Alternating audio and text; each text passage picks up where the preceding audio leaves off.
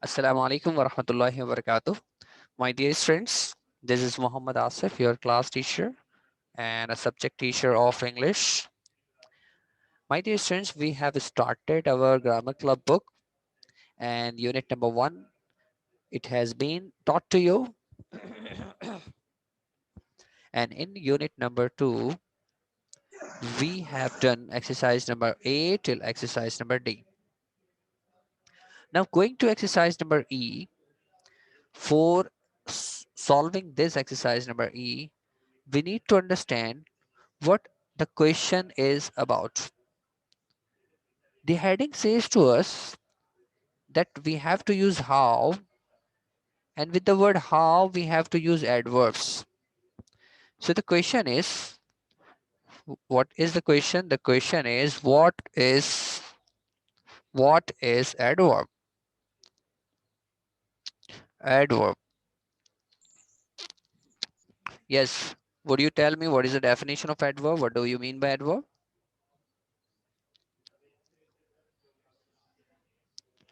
Yes. A word which adds something. Somebody has written. Let me see this.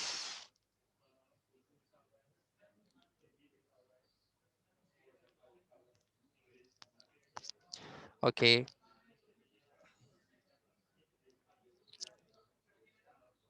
No issue at all. Something to the verb, to the meaning of verb. Okay, same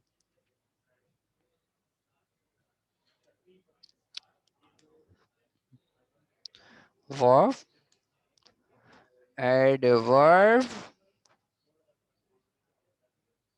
Okay, make it simple. There's a lengthy definition, but I am doing till this. See, if one action is going on, let's suppose the verb is going, and after this word, you are writing uh, slowly. Okay, so slowly is a word. Slowly is a word which is adding some extra meanings to the verb. ये slowly एक ऐसा word है कि जो going के ऊपर जाके आपको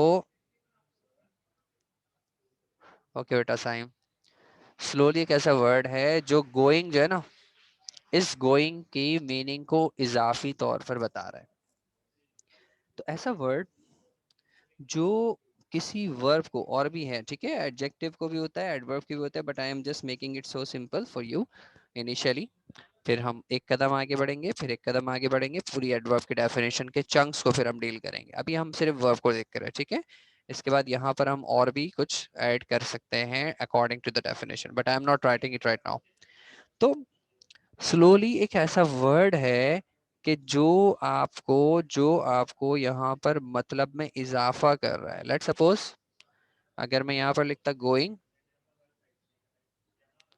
और स्लोली की जगह पर fastly okay fastly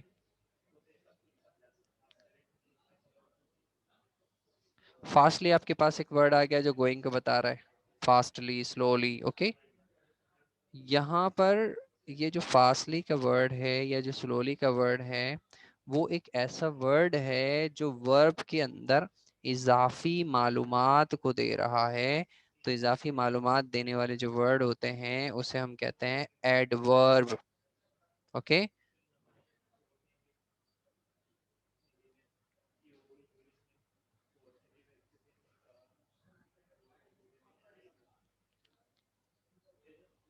right neatly right clearly okay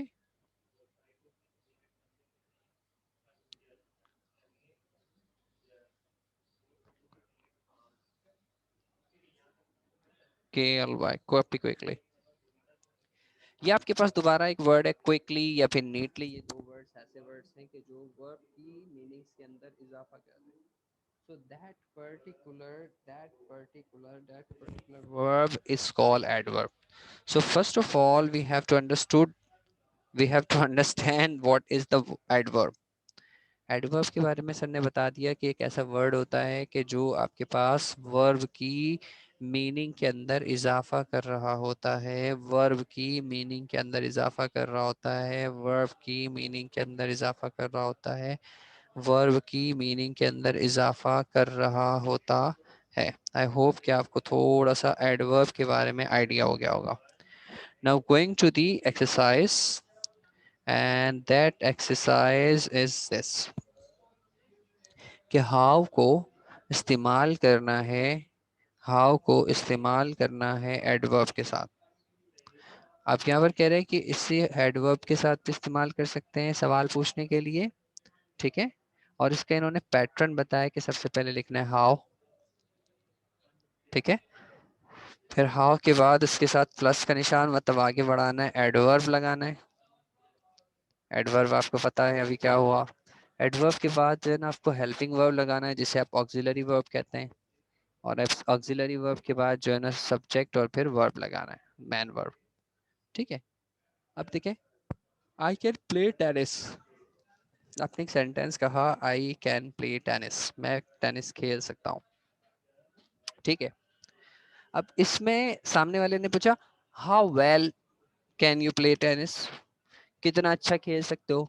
खेल तो मैं भी सकता हूँ, but how well is a phrase कि जो आपको सवाल की और डेप्थ के बारे में इंफॉर्मेशन मांग रहा है। तो यहाँ पर हमें पता चला हाउ सबसे पहले लिखना होता है, हमने लिख दिया हाउ। इसके बाद जो है ना अच्छा, how good, how well, how better can you play tennis. So ये वेल है, बेटर है, गुड है, quickly, how quickly can you do the work. ये वर्ड्स ऐसे हैं कि जो आपको हाउ के साथ लगाने और वो फिर आपको मजीद सेंटेंस को डिटेल में उसका जवाब मांग रहे होते हैं। Point number 2। अच्छा, यहाँ पॉइंट नंबर 2 से पहले पॉइंट नंबर 1 को ही स्टॉप करते हैं और आपसे पहले सवाल कर लेते हैं कि आपको समझ में आ रहा है सर क्या फरमा रहे हैं।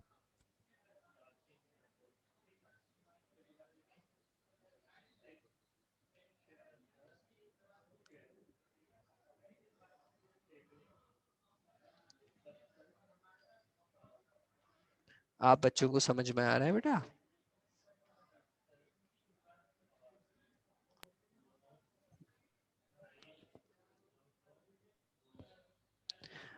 बेटा are you understanding sir?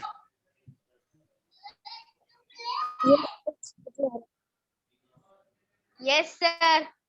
Yes, sir. Yes, sir. Okay, okay बेटा, ओके। अपने माइक्स को ऑफ कीजिए।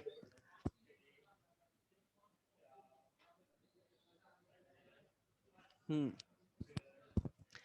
अब यहाँ पर आपके पास जो है ना मुख्तलिफ किस्म के सेंटेंसेस है और उनसे रेलिवेंट आपको क्वेश्चन पूछा है एक्सरसाइज नंबर ई का। कह रहे रीड दी सेंटेंसेस, ठीक है। जुमले हम पढ़ेंगे, पढ़ने के बाद आपको जो है कंप्लीट करना है क्वेश्चन सेंटेंसेस। लेकिन क्वेश्चन सेंटेंसेस को ऐसे कंप्लीट करना है कि आप ये बॉक्स के अंदर से कोई इसमें एडवर्ब भी इस्तेमाल करेंगे, ठीक है। एक एडवर्ब है लाउडली, जोर से बोलना आवाज की सूरत में। हाईली, ऊंचा तरीन, मतलब हाई का मतलब ऊंचा। हार्ड, सख्त को कहते हैं, मुश्किल को भी कहते हैं। वेल का मतलब आपको पता है अच्छा। सून का मतलब कितना जल्दी, ओके। अब देखिए, ए का मतलब है पहला बंदा, और यहाँ उसके सामने लिखा है बी। बी का मतलब है दूसरा बंदा। A person a he says और she says Charlie knows Rita. Charlie Rita को पहचानता है, ठीक है। अब सवाल में आपको हाउ वाला बनाना है, इसके मुतालिक कितना अच्छा पहचानता है। How well does Charlie know Rita. यहाँ डज क्यों लगा? क्योंकि ये प्रेजेंट सिंपल का सेंटेंस है। ये जो सेंटेंस आपके सामने लिखा हुआ है प्रेजेंट सिंपल का है, और प्रेजेंट सिंपल में डू या डज का इस्तेमाल होता है और चार्ली के साथ डज लगाते हैं। तो हाउ तो अपनी जगह पे वैसे ही रहेगा। हाउ के बाद इन 5 वर्ड्स में से कोई सा वर्ड जो है आपको यहाँ पर लिखना है। वेल कभी लिखेंगे, कभी हाई, कभी सोन, कभी हार्ड, कभी लाउडली। इसके बाद तीसरे नंबर पे हेल्पिंग वर्ब होता है। तो प्रेजेंट में जो हेल्पिंग वर्ब है वो है डस, ठीक है। डस के बाद जो है वो चार्ली, चार्ली आपको पता है जो यहाँ पर आपके पास सब्जेक्ट है, फिर मैन आपके पास नो और रिता। फर्क क्या है कि देखिए यहाँ नो के बाद एस लिखा हुआ है, एस, यस। ये जो एस है ना, वो आप देखेंगे आंसर के अंदर, यहाँ नो में आंसर में यहाँ पर एस नहीं लिखा हुआ। तो ये इसलिए यहाँ पर नहीं लिखा हुआ क्योंकि ये जो है वो सवालिया जुमला है, और सवालिया जुमले के अंदर इंटेरोगेटिव सेंटेंसेस के अंदर हम जो है वो स्पेलिंग रूल्स नहीं लगाते, यानी एस ई एस नहीं लगाते। सो हाउ वेल अपनी तरफ से, डज टेंस को देखते हुए हमने देखा, टेंस यहाँ पे प्रेजेंट था तो हमने यहाँ पे डज लगाया। चार्ली नोज रीता को अगर आप इसको सवालिया जुमला बनाएंगे तो डज चार्ली नो रीता हो जाएगा, and then the last question mark. Okay, now point number 2 it says are a flea can jump. ठीक है, फ्ली जो है वो जंप कर सकती है, FLEA, वो जो है वो जंप कर सकती है। तो आपके पास सबसे पहले तो ये देखना है आपको कि जो आपको सेंटेंस दिया हुआ है उसमें कौन सा वर्ड जो है वो इस्तेमाल हो सकता है ऊपर वाले वर्ड्स में से। जंप जो है वो हार्ड हो सकता है, या जंप जो है वो सून हो सकता है, या जंप जो है वो लाउडली हो सकता है, या जंप जो है वो हाई हो सकता है। यानी आपको देखते में ही पता चल जाएगा कि जनाब यहाँ पर कहानी क्या है। तो जंप के साथ हाई का वर्ड इस्तेमाल होता है, you know the meaning of high, ऊंचे को कहते हैं। सो हाउ हाई कैन आप फ्लाई, फ्ली या जंप। ठीक है, यहाँ पर कैन का वर्ड इस्तेमाल, कैन, तो सवाल में भी जो है ना आपको यहाँ पर इस्तेमाल करवाना है कैन। हाउ हाई तो वैसे के वैसे ही रहा, और कैन आपके पास हेल्पिंग वर्ब है, तो हेल्पिंग वर्ब को जो है हम सबसे पहले इस्तेमाल करते हैं। We would write can in the after the adverb. यहाँ पर हमें पता चला हाउ सबसे पहले लगाना है, हाउ लगाने के बाद जो है वो आपको दूसरे नंबर पे क्या करना है, दूसरे नंबर पे बेटा आपको वहाँ पर हाई लगाना है। और उसके बाद जो है आप मज़ीद आगे बढ़िए, सॉरी हाँ, मज़ीद आगे बढ़िए, कैन लगाना है, कैन के बाद सब्जेक्ट लगाना है, और सब्जेक्ट लगाने के बाद जो है फिर मज़ीद आप आगे बढ़ जाएंगे और जंप लगा। Okay, I am again telling you people the process of making the sentences of question, making question sentences, and first of all we have to write how. Okay, after writing how, we would write, what would we write? We would write any adverb. After the adverb, we would write the helping verb which is required, जो हमें चाहिए होगा वो वाला हम helping verb लगाएंगे। और helping verb लगाने के बाद जो है फिर हम मज़ीद आगे की कहानी करेंगे। और वो कहानी क्या है बेटा, वो कहानी ये है कि आप main verb लगाएंगे। ओके, main verb लग गया। main verb लगने के बाद फिर आपको क्या करना है, main verb लगने के बाद आपको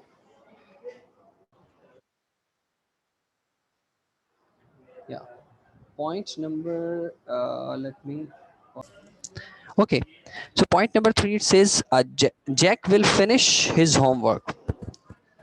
ठीक है, अब आप जो है यहाँ पर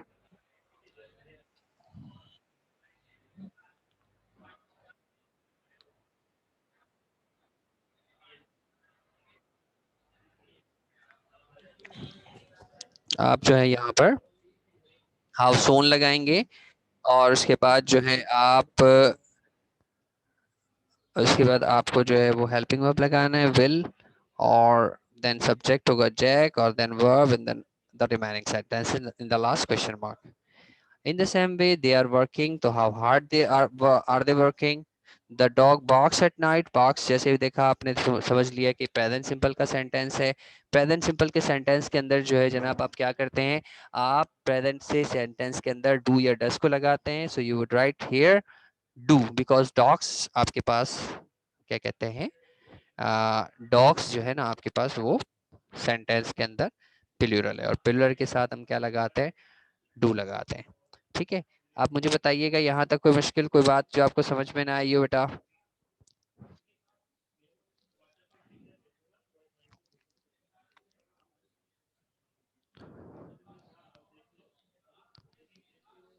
सर सब समझ में आ गया। एहसन, सालेक, साइम, हाफिज, सर हुज़ैफा। सर समझ में आ गया। सर समझ में आ गया। ठीक है बेटा, ठीक है, thank you thank you thank you बेटा। अच्छा, अब आप जो है ना एक्सरसाइज नंबर ई, अगर आपके सामने आपकी ग्रामर क्लब बुक मौजूद है तो आप ज़रा एक्सरसाइज नंबर ई को अपनी ग्रामर क्लब बुक के अंदर लिख लें।